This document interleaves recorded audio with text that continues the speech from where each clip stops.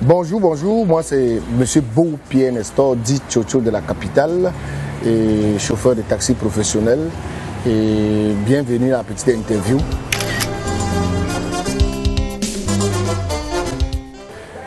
Ça fait aujourd'hui, je pense, 17 ans. 17 ans, ça veut dire qu'en 2005, j'ai commencé le taxi en 2005. Et aujourd'hui, de 2005 à 2023, je pense que ça fait entre 16 ans et 17 ans.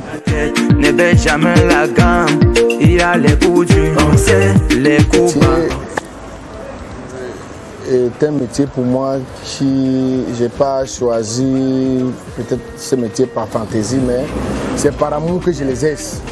Parce que déjà au départ, à la mort de mon papa en 1999, je ne pouvais plus payer ma scolarité et je me suis décidé de me lancer dans la vie active, comme chaque jeune.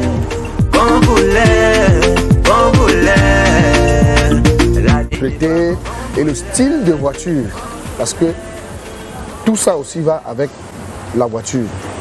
Si vous pouvez mettre l'habit, mais si vous avez une voiture qui est sale, si vous avez une voiture qui est sale à l'intérieur ou bien sale à l'extérieur, ça ne donne pas, ça ne concorde pas.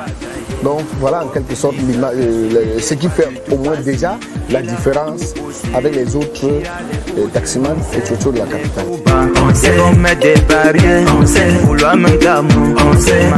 Aujourd'hui, il y a trop de transports clandestins et auxquels on n'arrive pas à s'en sortir.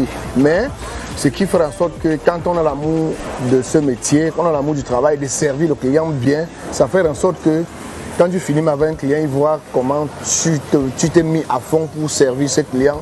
Parfois, il te donne même plus 2000, plus 1000 francs. Et c'est ça qui nous parvient parfois à survivre. Je pense que quand tu mets tout un programme, l'homme doit fonctionner par exemple avec un programme.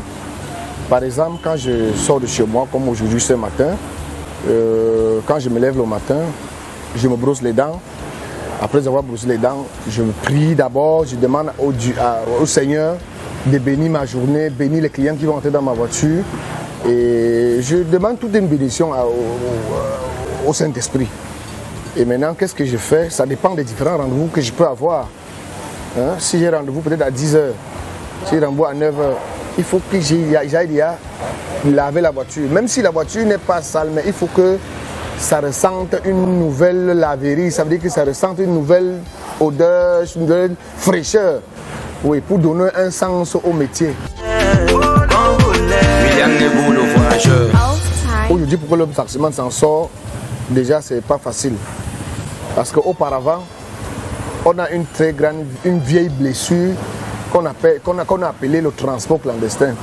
Et aujourd'hui, en 2023, on a des différentes plateformes qui viennent, qui ne payent aucune taxe et qui ne s'arriment pas au tarif du taxi, qui va au moins équilibrer l'homme taximan à pouvoir mieux vivre.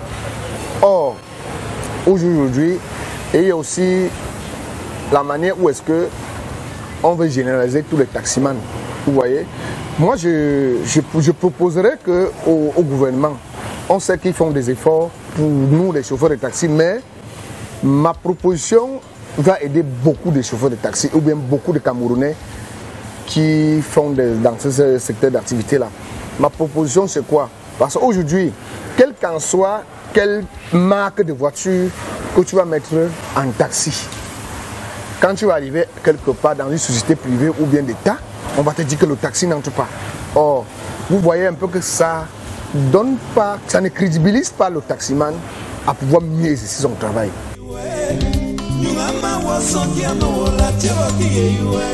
On n'a que les yeux pour pleurer et généralement on se rend compte qu'il n'y a que Douala et Yaoundé qui a un peu de taxi. Dans les autres villes, le taxi a disparu et ça cause un problème. Le taxi, c'est la vitrine du pays.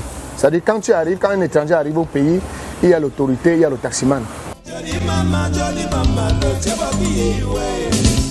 Quand on parle de mariage, je pense que le mariage, c'est que l'État reconnaisse à la mairie, mais s'il faut parler de la conjointe, je pense que c'est en cours de téléchargement. Oui, en fait, s'il fallait que je remercie quelques personnes qui me sont chères, je vais d'abord commencer par ma maman Pokam Thérèse qui est à Baleng, à Bafoussam 2 qui est Baleng. Oui, et je remercie mon papa Tassandio Mentine qui est ici avec moi à Yaoundé, le successeur de mon père. Et je remercie le grand frère Martinez Zogo qui m'a toujours soutenu depuis fort longtemps. Je lui rends un très grand hommage. Oui, je dédie même cette vidéo à son nom.